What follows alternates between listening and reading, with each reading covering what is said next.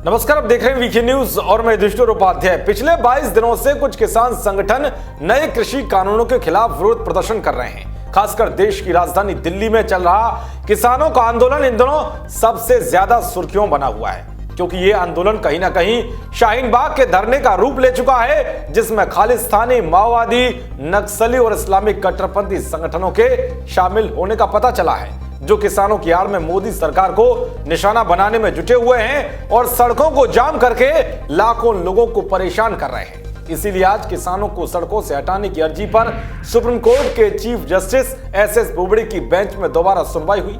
Court ने सुनवाई के दौरान किसानों के धरने को लेकर कई बातें कही। सुप्रीम कोर्ट ने किसानों को नसीहत दी है कि वो विरोध का तरीका बदले। सुनवाई के दौरान चीफ जस्टिस एस बोबड़े ने कहा है कि किसानों को प्रदर्शन का हक है, लेकिन ये कैसे हो, इस पर चर्चा हो सकती है। हम प्रदर्शन के अधिकार में कटौती नहीं कर सकते हैं। केवल एक चीज जिस पर हम गौर कर सकते हैं वो ये है कि इससे किसी के जीवन को नुकसान नहीं होना चाहिए।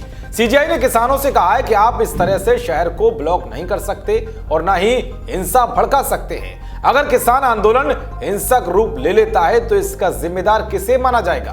तो सुनवाई के दौरान वरिष्ठ अधिवक्ता हरीश साल्वे ने कहा है कि किसान आंदोलन से जीवन जीने के अधिकार पर असर पड़ रहा है। दिल्ली में फल सब्जियां दूसरे राज्यों से आती हैं, रास्ते जाम होने से इनके दाम बढ़ रहे हैं। खाद्य पदार्थों की कीमत में बढ़ोतरी से दिल्ली के 2 करोड़ लोग प्रभावित हो रहे हैं। जिसके बाद सीजीआई ने किसानों से कहा कि दिल्ली बॉर्डर को ब्लॉक करने से शहर के लोगों के लिए खाने पीने की समस्या खड़ी हो सकती है।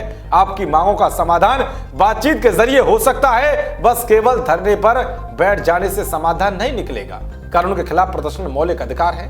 हाँ, इससे किसी दूसरे का जीवन प्रभावित नहीं होना चाहिए। यानी कि जो बात सुप्रीम कोर्ट ने शाहीन बाग के धरने को लेकर कही थी, वही बात आज किसान आंदोलन को लेकर कही है। दरअसल सुप्रीम कोर्ट में किसान आंदोलन को लेकर कई याचिकाएं दायर की गई हैं, जिनमें दिल्ली की सीमाओं पर विरोध प्रदर्शन कर रहे किसानों को तुरंत हटाने की मांग की गई है, जिनमें कहा गया है कि इन किसानों ने दिल्ली एनसीआर की सीमाएं बाधित कर रखी हैं, जिसकी वजह से आने जाने वालों को बहुत परेशानी हो रही है और इतने बड़े जमावाड़ी की वजह से कोविड-19 के मामलों में बढ़ोतरी का भी खतरा पैदा हो रहा है। जिसके बाद आज न्यायालय ने इन याचिकाओं पर केंद्र और किसानों को भी नोटिस जारी किए हैं। कुल मिलाकर सुप्रीम कोर्ट ने साफ कर दिया है कि प्रदर्शन करने का अधिकार हर किसी को है, लेकिन शाहीन बाग की तरह सड़कों को जाम करके जनता को परेशान करने का हक किसी को भी नहीं है। देश और दुनिया की तमाम खबरों को पाने के लिए देखते रहिए वीके न्यूज। नमस्कार।